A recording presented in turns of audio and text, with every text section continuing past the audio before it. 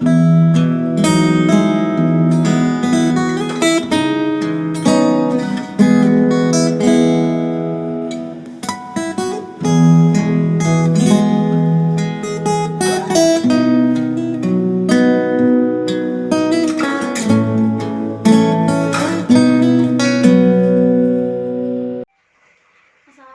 warahmatullahi wabarakatuh.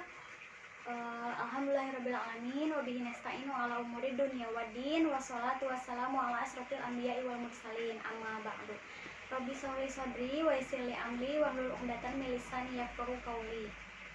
Baik teman-teman, di sini saya akan menjelaskan mengenai metode dalam pendidikan Islam.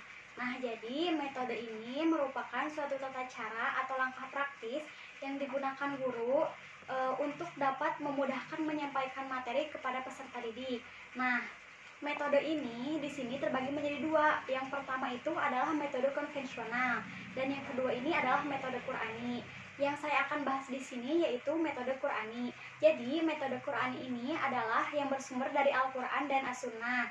Nah, dalam Al-Qur'an ini ada beberapa metode yang dijelaskan. Yang pertama itu ada metode Amsal, metode Targhib wa Tarhib, metode kisah Qur'ani, metode tajribi, metode hiwar, metode Ibrah Mau'izoh, usul hasanah, dan lain sebagainya.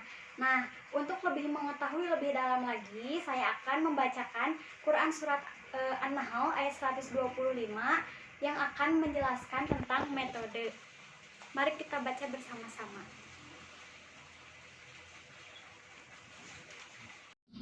A'udzu billahi minasyaitonir rajim. Bismillahirrahmanirrahim. Ud'u ila sabili rabbika bil hikmati wal mau'idotil hasanati wajadilhum billati hiya ahsan. Inna rabbaka huwa a'lamu biman dhalla an sabilihi wa huwa a'lamu bil muhtadin. Artinya, serulah manusia kepada jalan Tuhanmu dengan hikmah dan pengajaran yang baik, dan berdebatlah dengan mereka dengan cara yang baik. Sesungguhnya Tuhanmu, dialah yang lebih mengetahui siapa yang sesat dari jalannya, dan dialah yang lebih mengetahui siapa yang mendapat petunjuk. Shadaqallahul azim. Baik teman-teman, tadi kita telah membaca bersama Quran Surat An-Nahl ayat 125. Nah, selanjutnya saya akan menjelaskan mengenai asbabun nuzul, makna global, kemudian analisis kandungan ayat.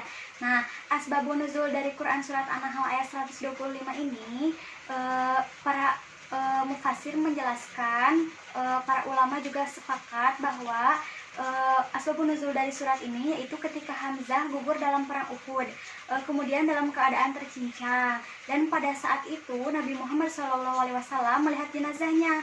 Kemudian beliau bersumpah dalam sabdanya, sesungguhnya aku akan membalas 70 orang dari mereka sebagai penggantimu.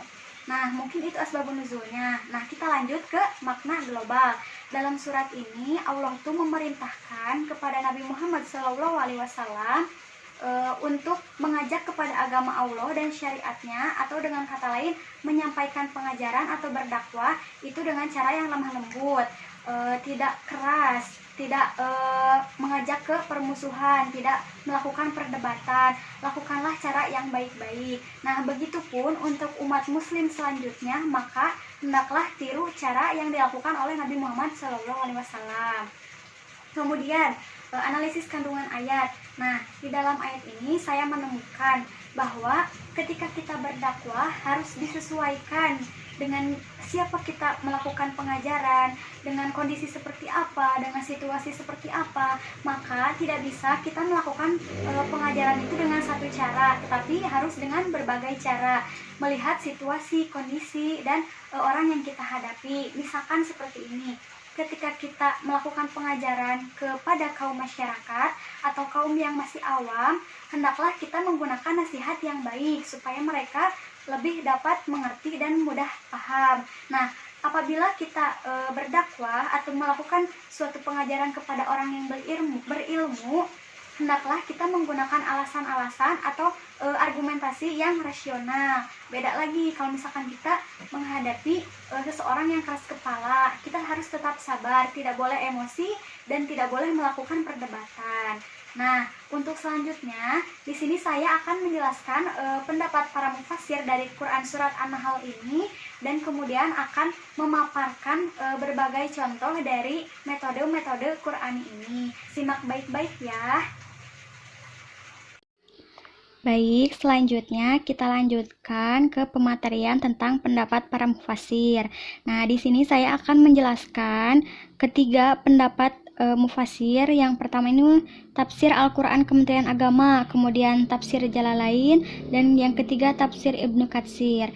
Nah, pada umumnya ketiga tafsir ini memiliki penafsiran yang sama, yaitu tentang dakwah, di mana Rasulullah ini harus berdakwah dengan lemah lembut dan menghindari perdebatan. Oke, mungkin saya akan paparkan sedikit mengenai pendapat para mufasir tersebut. Yang pertama ada tafsir Al-Quran Kementerian Agama. Nah, dalam ayat ini tuh Allah memberikan pedoman kepada Rasulullah tentang cara mengajak manusia atau dakwah ke jalan Allah. Nah, jalan Allah di sini maksudnya ialah agama Allah, yakni syariat Islam yang diturunkan kepada Nabi Muhammad SAW. Nah, dijelaskan bahwa yang pertama itu Allah menjelaskan kepada Rasul bahwa sesungguhnya dakwah untuk agama Allah sebagai jalan menuju ridhonya, bukan dakwah untuk pribadi atau dai ataupun untuk golongan dan kaumnya. Nah, Rasul ini diperintahkan untuk membawa manusia ke jalan Allah dan untuk agama Allah semata. Kemudian yang kedua, Allah menjelaskan kepada Rasul agar berdakwah dengan hikmah. Dan yang ketiga, Allah menjelaskan kepada Rasul agar dakwah itu dijalankan dengan pengajaran yang baik, lemah lembut, dan menyejukkan, sehingga dapat diterima dengan baik. Nah, yang terakhir ini, yang keempat, dalam tafsir Kementerian Agama Republik Indonesia menjelaskan bahwa Allah Subhanahu wa Ta'ala ini menjelaskan bahwa bila terjadi perdebatan dengan kaum musyrikin dan ahli kitab, hendaknya Rasulullah SAW membantah dengan cara yang baik. Nah, kemudian yang kedua ini ada tafsir Jalalain.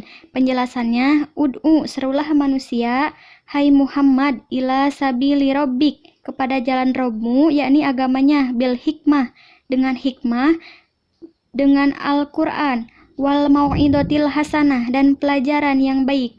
Pelajaran yang baik atau nasihat yang lembut, wajadilhum billati, dan bertahanlah mereka dengan cara bantahan hiya ahsanu, yang baik, seperti menyeru mereka untuk menyembah Allah Subhanahu wa Ta'ala dengan menampilkan kepada mereka tanda-tanda kebesarannya, atau dengan hujah-hujah yang jelas.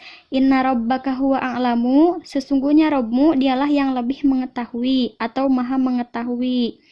Bima ngadalla ang sabilihi huwa a'lamu bil muhtadin, tentang siapa yang tersesat dari jalannya, dan dialah yang lebih mengetahui orang-orang yang mendapat petunjuk, maka dia membalas mereka. Ayat ini diturunkan sebelum diperintahkan untuk memerangi orang-orang kafir, dan diturunkan ketika Hamzah gugur dalam keadaan tercincang, ketika Nabi Muhammad SAW melihat keadaan jenazahnya, lalu beliau bersumpah melalui sabdanya, sungguh aku bersumpah akan membalas 70 orang dari mereka sebagai penggantimu.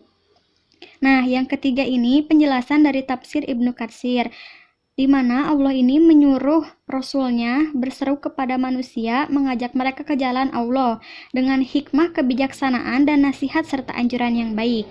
Dan jika orang-orang itu mengajak berdebat, maka bantahlah mereka dengan cara yang baik. Allah Subhanahu wa Ta'ala lebih mengetahui tentang siapa yang durhaka tersesat dari jalannya, dan siapa yang bahagia dalam jalan yang lurus yang ditunjukkan oleh Allah Subhanahu wa Ta'ala.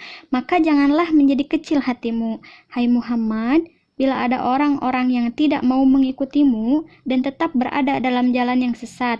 Tugasmu hanyalah menyampaikan apa yang diwahyukan oleh Allah kepadamu dan memberikan peringatan kepada mereka. Sedang Allah Subhanahu wa Ta'ala lah yang akan menentukan dan memberi petunjuk, serta dialah yang akan meminta pertanggungjawaban hamba-hambanya kelak di hari kiamat.